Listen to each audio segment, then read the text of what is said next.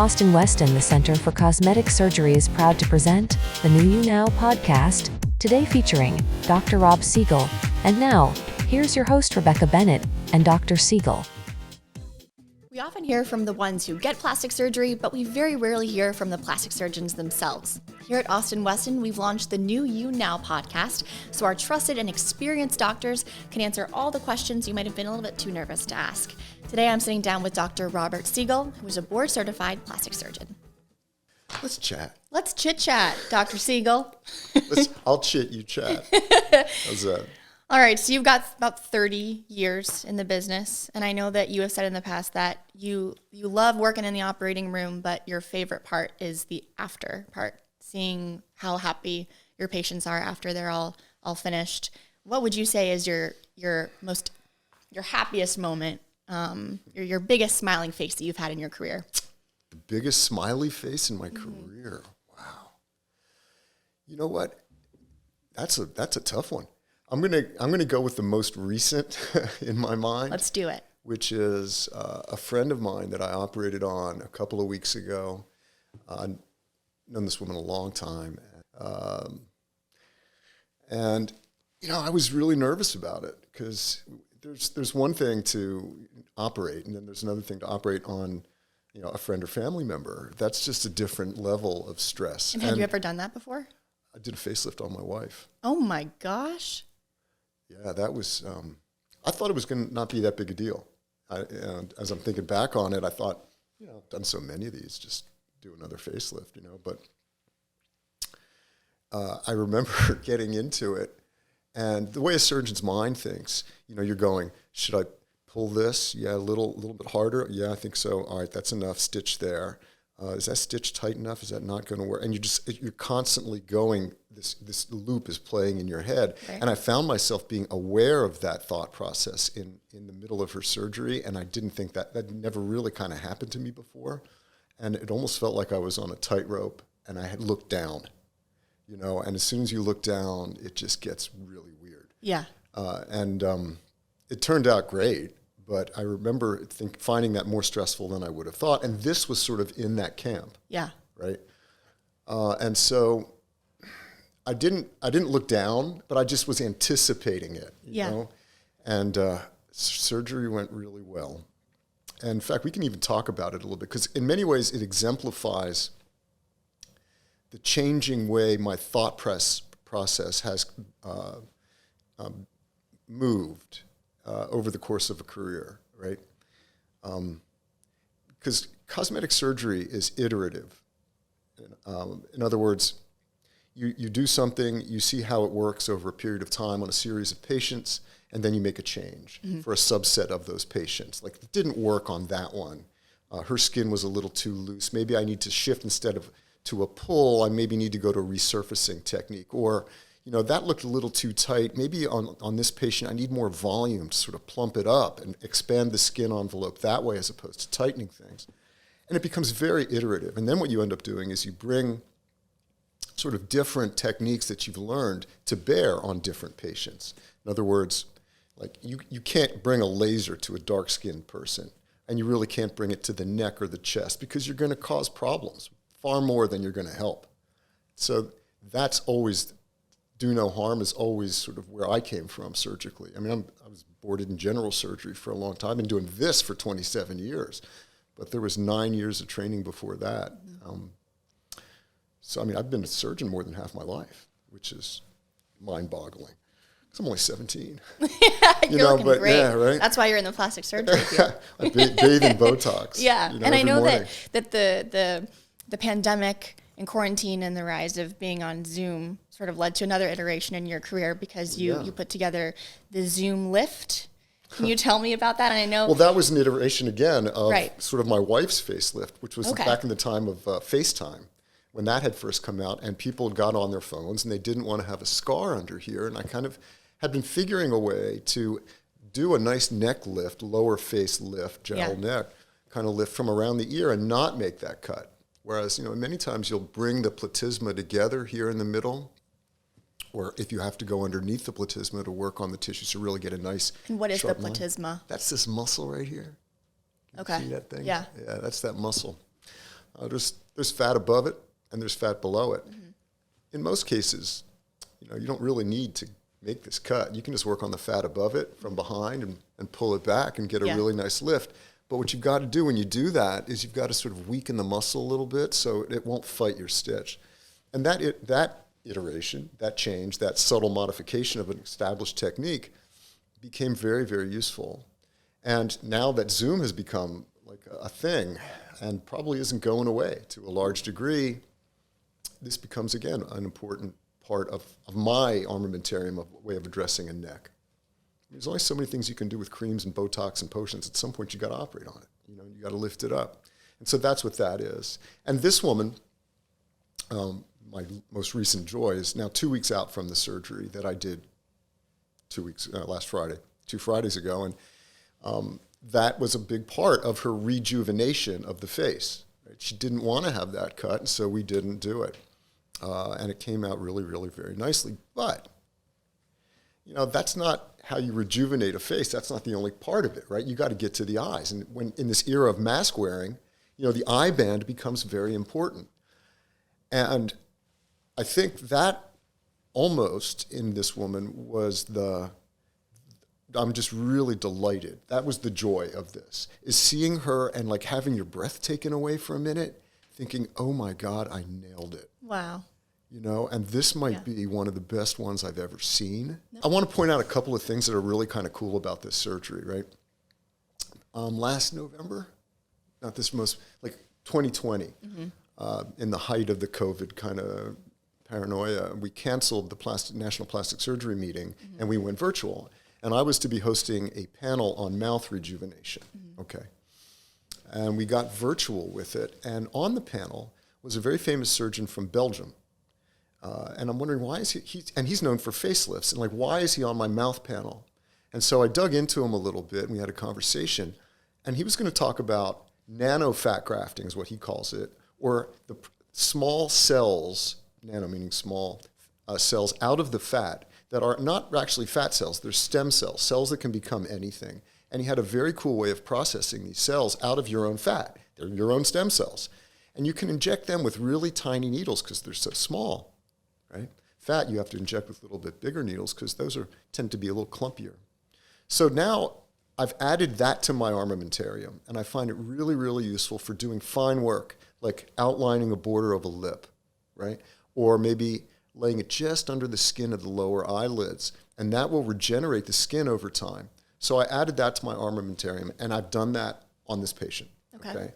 Fat grafting into areas that need volume, but nano-fat into areas that need rejuvenation. A very different concept. So if you look at this woman's pictures, as you work your way down the face, I mean, the overall skin is beautiful. Right. And she's got really great bone structure, and she's just lovely. Yeah, left is before, and then right is after. Yes, right. And this is just 2 weeks out from surgery. And so I did as you look, I divide, and the way I approach a face is I tend to divide it up into quadrants. And so the upper face is the pupils and up, right? And there she had a little bit of extra hanging skin. Brows are in great position. They don't need to be raised. But if I had to come into a secondary or the second time to do an upper eyelid, it tends to be a little bit trickier. And so in her case, it was. I had to go into places I don't really like to go or have to go for a primary. But it came out beautifully. And then she was also a little bit hollow right around the temporal region, this area just to the side of the bone of the eye. So we added some of that fat volume into that area deep. But then we get to the really crucial part of her face, which is that part that you're going to see when you're wearing a mask, which is the mid-face area, the pupils down to the bottom of the nose, this cheek kind of thing. That was the first thing I noticed was her beautiful, beautiful cheeks. Yeah. That's really the thing. And so the way I approached that in her, you can't just add volume to that. You have to do something more reconstructive in a sense. And the way I approach it is through a lower lid incision, right, where you make a cut through the muscle, and through that tiny little cut in the muscle that doesn't disturb the muscle's function at the end, which is very important, you can release all of the tissues on the cheek. And then coming from a small cut out in the hairline that you'll never see, I can attach a string to the underside of that tissue and lift it all the way up to here and anchor it to this hard tissue up in the temporal region. And then once you've lifted all this tissue up, you work this in through that little cut that you've made. And take very little skin, rejuvenate the skin here with stem cells, and you've recreated sort of this beautiful curve, and then it's almost an OG curve. If you look that one up, it's an architectural term that was popularized a while back by another famous plastic surgeon. And that's really what you want to have, because as you tend to get older, this gets flat and this gets big. Mm-hmm. And if you can just recreate that whole thing, you've come a long way to rejuvenating the way a face looks. And it's a very powerful thing to do, and it lasts, probably this will last the rest of her life. Did you also touch up her lips a little bit? So yeah, right. So that's sort of what we're known for, and that was what this panel was back in November of last year that I was leading. So yes, I did a lip lift in her. So under the nose, I think we've done more lip lifts than anybody in the world, and this was a scary thing to do as well, because here you're putting a cut and underneath the nostrils, and you're removing a piece of skin that's, it's not terribly large, but you're putting a scar sort of right out there, and you have to know, like, is this good anatomy, favorable anatomy to hide this scar? Am I going to get the result that I want in terms of the creation of a youthful mouth, upper lip in particular, or are the dimensions wrong, right? And that comes from experience in doing it for so many years and so many times. And my judgment in her, while it wasn't 100%, like, this is a good idea, it's one of the things that kept me up, was yes, I think I'm probably 85-15, that this is a really good idea in her. And in fact, when you look at the before, you see how long the upper lip is, right? And in the after, it's just shorter, and it's just about perfect. It's kind of perky. It's kind of perky, right? Yeah. And when you add that shortened lip to some more volume in the pink, the vermilion lip, it just really came out nicely. The corners of her mouth didn't need to be raised, but I did add some volume underneath in what's called this marionette fold. I don't know if you can see it in the before, but the corner of that right mouth, there's like a little fold over of skin that doesn't seem to be there in the same way. Mm-hmm. That's a very difficult area to handle. I'm adding a new tightening mechanism to that tissue. She didn't need it, but I did it yesterday in a surgery where I'm adding radio frequency into that skin, particularly if you're younger. It's a really helpful thing to do to tighten the skin.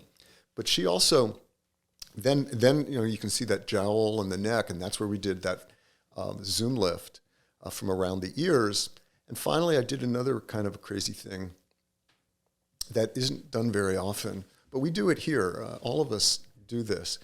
From that mid-face area, believe it or not, you can get down to this, what's called buccal fat pad down here in your cheek. And as we get older, the little ligaments that hold it back and up tend to get softer and looser. Mm-hmm. And now the thing starts to bulge. And you kind of need to deal with it one way or the other if you want to get a youthful result. And so in her case, on the right side in particular, you can almost see there's a little round bulge that's sticking out there on the cheek above the jowl. And I actually took a small piece of that out from while I was there and got rid of it and created a smooth line, which is really what I was after. And when you nail all that stuff and she comes in looking like an angel, oh man, that was why I do this. Yeah. And what is the difference between a zoom lift and just a regular old facelift? Is there a difference? It's this cut. You're hesitant to lift your chin up if you've had that cut there. At least you're conscious of it in your head. Now, most people will never see that cut. The reality, there's a saying, dogs and lovers see that cut and neither one cares. And I think after a while you forget about it, but at least in the near term, midterm, you tend to be conscious of it. Mm-hmm. And that's, you don't want to be conscious of this. The whole point of cosmetic surgery is to get your attention off of your appearance so you can be present for other people. And, if there's most people in the world, their appearance is important, but it ain't all that, For me, I'm never going to be beautiful, I'm never going to be, the world seems to be reacting to me okay. And I don't have a conversation in my head about, I've got to fix my eyelids or I can't be with you, kind of thing. I don't have that. I don't think a lot of people have that conversation. And that's why cosmetic surgery isn't for everybody. But cosmetic surgery works best when you do have something like that in your head and it keeps you from being present with other people. And then it's a wonderful tool, a very powerful tool for helping people, sort of get on with their lives. And of course, Zoom was one of the results of the pandemic, but also there have been kind of physical tolls. I think stress also leads to aging maybe a little bit quicker. Have you had, during the pandemic, patients come to you and say that maybe they've noticed themselves, their skin aging at a different rate during the pandemic versus pre? Stress does a lot of bad things, right? I mean, it suppresses your immune system. It lets cancers grow up. You know, it leads to bad habits. You know, a lot of people self-medicate in those situations, and alcohol becomes more and more of a thing, and that's not good for your skin. It dries it out. So I think, and as we get older, we have age spurts, like we used to have growth spurts, you know, when we were younger. You know, has it accelerated the aging process? This practice is very busy, right? And I don't know whether it's because we are such a mature practice and have been doing this so long and are well established, but something's changed during the pandemic. People are coming in. It may be because they have more time. It may be because they're seeing themselves and just like all of a sudden very aware of what they look like. Whereas before, like, you go by a mirror and okay, you look or you don't look. But if you're on a Zoom call, man, you gotta look at yourself, you know, right. And it's problematic. So maybe that is a big part of it. I haven't seen any one particular thing accentuated by the stress of this whole social experiment that we're going through right now. I haven't seen more wrinkles. I haven't seen more drooping skin. I haven't seen more, you know, bulging. Well, no, I am doing a little bit more body work too, but people have gained a little bit of weight. But it's a great question. I think it's just a cumulative phenomenon, and nothing stands out as particularly acute, you know. All right, well, this is our first episode together, and I wanted to do this with all the doctors for the first one. It's going to be a speed round. I'm going to ask a couple quick questions. It'll be quick fire, and I want you to answer the first thing that comes to your head. Okay? All right, okay, ready? Here we go. What is the most common misconception about plastic surgery? That it hurts. What is the most common procedure that you perform? Liposuction. What's the easiest procedure that you perform? Lip lift. Have you ever had to say no to a patient for something Almost that they every wanted? Almost every day? What do you most commonly have to say no to?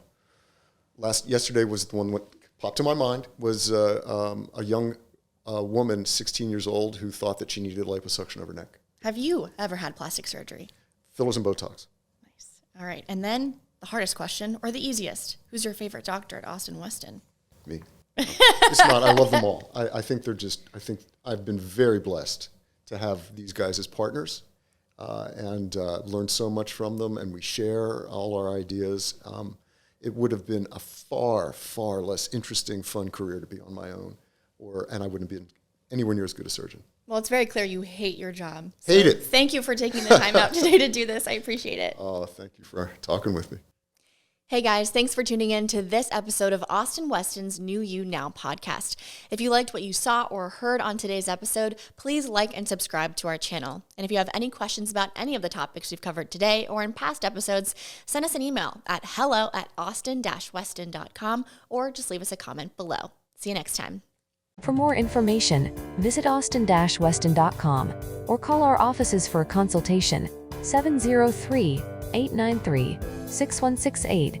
And make sure to subscribe to our podcast series, Austin-Weston, the Center for Cosmetic Surgery.